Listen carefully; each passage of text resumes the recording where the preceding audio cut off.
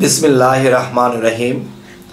হে সমস্ত জগতবাসী, আজ আমি শামীম আলী চিশতি আপনাদের সামনে যে আলোচনাটি নিয়ে হাজির হলাম, সেই আলোচনাটি অবশ্যই গুরুত্বপূর্ণ, অবশ্যই খেয়াল করে শুনবেন। সেই আলোচনাটি হলো যে এই পৃথিবীতে সমস্ত সাধক, সমস্ত স্তরের লোকেরা একটা কথা বলে থাকে কি, যে মানুষ একেবারে নিকৃষ্ট হয়ে যায়, খারাপ হয়ে যায়। কি কারণে? মানুষের মধ্যে একটা কাম শক্তি আছে। এই কাম শক্তি মানুষকে নষ্ট করে দেয়, মানুষকে পথভ্রষ্ট করে দেয়। আর আমি বলবো একদম মিথ্যে কথা। আর এটা বলবো, এই পৃথিবীতে যদি কেউ তার কামকে সম্মান দিতে না জানে, তার কামকে গুরুত্ব দিতে না পারে, তাহলে সে কখনো আল্লাহ পাবে না, আল্লাহ প্রাপ্তি হবে না। সে কোনোদিন ওলি আউলিয়া হতে পারবে না, যতদিন পর্যন্ত তার কামকে সম্মান না দিচ্ছে। আচ্ছা, এখন যে কথাটি বলবো, আর আপনারা অবশ্যই মনে মনে বলছেন লোকটা কি কথা বলে। মানুষের কাম থেকে দূরে থাকবে, কাম হলো খারাপ, এই কাম মানুষকে নষ্ট করে দেয়। আর এই লোকটা কি বলছে যে কামকে সম্মান দিতে বলা হচ্ছে। আমি আজকে যে কথাটি বলবো, দেখেন, মানুষের মধ্যে যে কাম জিনিসটা, এটা কে দিয়েছে? আল্লাহ দিয়েছে। এই জিনিসটা কার কাছে ছিল? আল্লাহর কাছে ছিল। এটা সমস্ত প্রাণী জগতের মধ্যে বিলীন করে দিয়েছেন। আচ্ছা, এখন যে কথাটি বলবো, কাম কি? যে নারীর কাছে যাওয়া, এটাই কি কাম? না, নারীর কাছে গেলে এটা কাম নয়। কাম কি? দেখবেন 6টা রিপুর নাম: কাম, ক্রোধ, লোভ, মোহ, মায়া, মৎসর্য।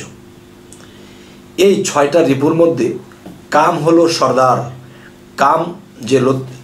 কাম যে রিপুটা, এটা হলো যে আরো 5টা রিপুর পিতা কিংবা গুরু কিংবা এই 5টা রিপুর মাস্টার হলো কাম রিপু। তো এখন হলো যে কাম রিপু মাস্টার। দেখেন, একটা 2 বছর বা 3 বছরের একটা সন্তানের, ছেলের, তার কিন্তু কাম শক্তি নেই। সে চকলেট খাবে, আইসক্রিম খাবে, ভাত খাবে, যা চায় তা পাবে, খাবে, কিন্তু একটা রূপসী সুন্দরীর দিকে কিন্তু তার সেই দৃষ্টি নেই। কেননা তার কাম যে কি জিনিস সে বোঝে না। তাহলে এই কাম শক্তিটা তার মধ্যে কখন আসবে? 13, 14, 15 বছর যখন আসবে, তখন সেটা জাগ্রত হবে। তখন একদিকে তাকাবে, সুন্দরী রূপসীর দিকে তাকিয়ে সে তার মনে বাসনা করবে অনেক কিছু। আচ্ছা, এই যে তাকিয়েছে কামের নজরে, আচ্ছা, এই তাকানোটার মধ্যে একটা কাম লুকিয়ে আছে। আমি 5 তলা বিল্ডিং করব, এটাও কাম লুকিয়ে আছে। কারণ কামের সন্তান কাম, কাম, ক্রোধ, লোভ, মোহ, মায়া, মৎসর্য, এই 5জন এই কাম রিপুর সন্তান। এ যা কিছু বলে তারা তা কিছু করে। তো এখন বিষয় হলো যে কাম যে বিষয়টা, সে তাদেরকে স্টেটমেন্ট দেয়। লোভ, সে লোভ করতেছে, আমার অর্থনীতি লাগবে, টাকা লাগবে, বাড়ি লাগবে, গাড়ি লাগবে, নারী লাগবে। এবং ক্রোধ, ভিতরে অধৈর্যের কারণে ক্রোধ সৃষ্টি হচ্ছে, এটাও কিন্তু কাম রিপু থেকেই হচ্ছে। মোহ, যে কোনো দুনিয়াবি কোনো কিছুর মোহে পড়ে আল্লাহ, রাসূল সব কিছু বলেছি। কাম, ক্রোধ, লোভ, মোহ, মায়া, দুনিয়ার সম্পদের, সন্তানের, সমস্ত কিছুর মায়ায় পড়ে মানুষগুলো সব কিছু আল্লাহ রাসূলকেও ভুলে যায়। তাই আমি বলবো, শুধু নারী পুরুষের কাছে যাওয়া, পুরুষ নারীর কাছে যাওয়াটাকে কিন্তু কাম নয়। দুনিয়ার সমস্ত লোভনীয় বিষয়গুলোই কামে মিশ্রণ করা। যেদিকে তাকাবেন লোভ হচ্ছে, মায়া হচ্ছে, হ্যাঁ, এইসবকেই সমস্ত কিছু কামেই পরিপূর্ণ। আচ্ছা, তাহলে কামকে আমি সম্মান করতে বলেছি কেন? দেখেন, আপনার মধ্যে জ্ঞান আছে, বিবেক আছে, আত্মা আছে। এই জিনিসগুলো দেখা যায় 6 রিপু থেকে আলাদা, কিন্তু এই 6টা রিপু যখন এদেরকে গ্রাস করে ফেলে তখন দেখা যায় তারা দুনিয়াবি লোভে লোভান্বিত হয়ে পড়ে। তবে আজকে যে আলোচনাটি করছি আমি আরেকটু ক্লিয়ার করব যে কামকে সম্মান করতে হবে কেন। দেখেন, এই পৃথিবীতে আল্লাহ কিন্তু আপনাকে আমাকে সৃষ্টি করেছে পরীক্ষা করার জন্য। পরীক্ষাটা কি? সূরা মুলুকের মধ্যে আল্লাহ বলেছেন, ওয়াল্লাযী খালাকাল মাউতা ওয়াল হায়াতা লিয়াবলুওয়াকুম আইয়াকুম আহসানু আমালা ওয়া হুয়াল আজিজুল গাফুর। অর্থাৎ আল্লাহ কি বলেছে? আমি মানুষের মৃত্যু ও জীবন সৃষ্টি করিয়াছি পরীক্ষা করার জন্য। তোমাদের মধ্যে কে কর্মে উত্তম? তিনি পরাক্রমশালী ও ক্ষমাশীল। তাই আমি বলবো যে কাম আমার বিপক্ষের দল, আর আমি আমার নিজের দলের পক্ষ, আর কাম হলো অন্য দলের পক্ষ। এখন দেখা যায় বিশ্বকাপের খেলা যখন হয় সারা বিশ্বে, তখন 11 জন ওই পাশে, 11 জন এই পাশে, মাঝখান দিয়ে বলটাকে যখন খেলবে এটা আইনের সাথে খেলতে হবে। হাত দিয়ে ধরতে পারবে না, হ্যাম্বল করতে পারবে না, ফাউল করতে পারবে না, কাউকে আঘাত করতে পারবে না। তাহলে এই আইনের সাথে যারা বলটাকে ক্রস করে নিয়ে গোলকিতে ভরে দিবে, তখনই কিন্তু সে বিশ্বকাপ জয় করবে। আজ তাহলে আমরা এই পৃথিবীতে এসেছি আমাদের বিপক্ষকে, আমার 6 রিপু, আমার 10 ইন্দ্রিয়, আমার মন, এগুলো একাত্র হয়ে তারা একটা দল হয়ে যায়। আর আমি আমার জ্ঞান আর বিবেককে নিয়ে, আমার মধ্যে যে ভালো কিছু আছে তা নিয়ে আমরা সেই 6 রিপু 10 ইন্দ্রিয়র সাথে খেলতে শুরু করে দিই। তখন আইনের গতিতে যখন খেলব, তখন আমরা যদি তাদেরকে হারাতে পারি তাহলে বিশ্বকাপ পাবো।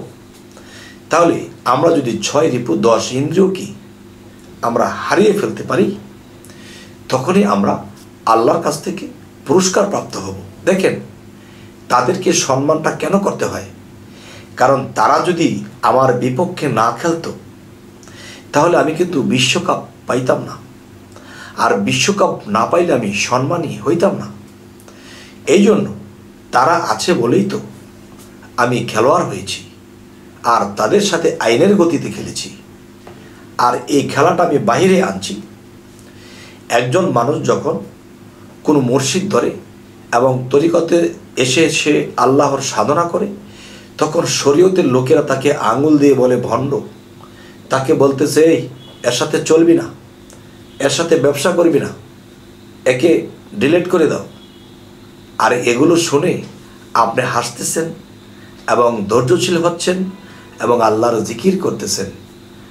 তখন কি হয় যে আল্লাহ দেখতেছে তার বিপক্ষের যেই লোক, তাদের কাছে সে একজন ভালো খেলোয়াড়, সে খুব ধৈর্যশীল, সে তো ভণ্ডামি করে না, কিন্তু তাকে ভণ্ড বলছে, তার সাথে ব্যবসা করবে না, তাকে তাদের দলে রাখবে না। তার মানে কি? তার মানে হলো বাহ্যিক জগতে তারাই আমার প্লেয়ার, তাদের সাথে আমার খেলা। এখন যদি সে প্লেয়ারকে মেরে ফেলি তাহলে কি হবে?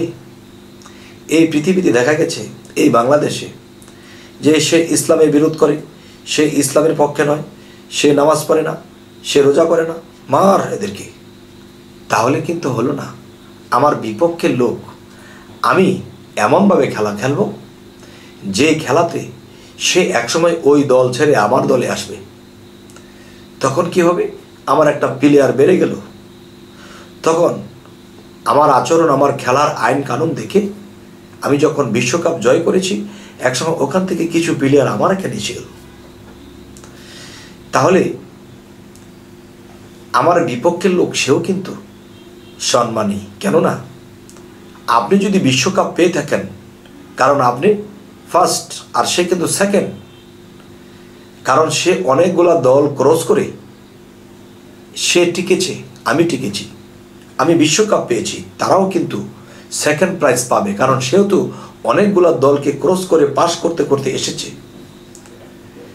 তাহলে তারাও কিন্তু আমার কাছে সম্মানী, তাদেরকেও আমার সালাম শ্রদ্ধা করতে হবে। তখন কি হবে? এই সালাম শ্রদ্ধাটা করলে তারা আমাকে সম্মান দেবে, আমি তাদেরকে সম্মান দেব। তাহলে আজকের যে কথাটি হলো কি, কাম, ক্রোধ, লোভ, মোহ, মায়া, মাৎসর্য, এই জিনিসগুলো আপনার বিপক্ষের খেলোয়াড়। কোনো একদিন আপনি এমন খেলায় খেলছেন, এমন সাধনাই করছেন যে তারা আপনার দলে এসে গেছে এবং আপনার কথা তারা শুনতে শুরু করেছে। 6 রিপু আপনার কথায় চলবে, 10 ইন্দ্রিয় আপনার কথায় চলবে, এই মন আপনার কথায় চলবে।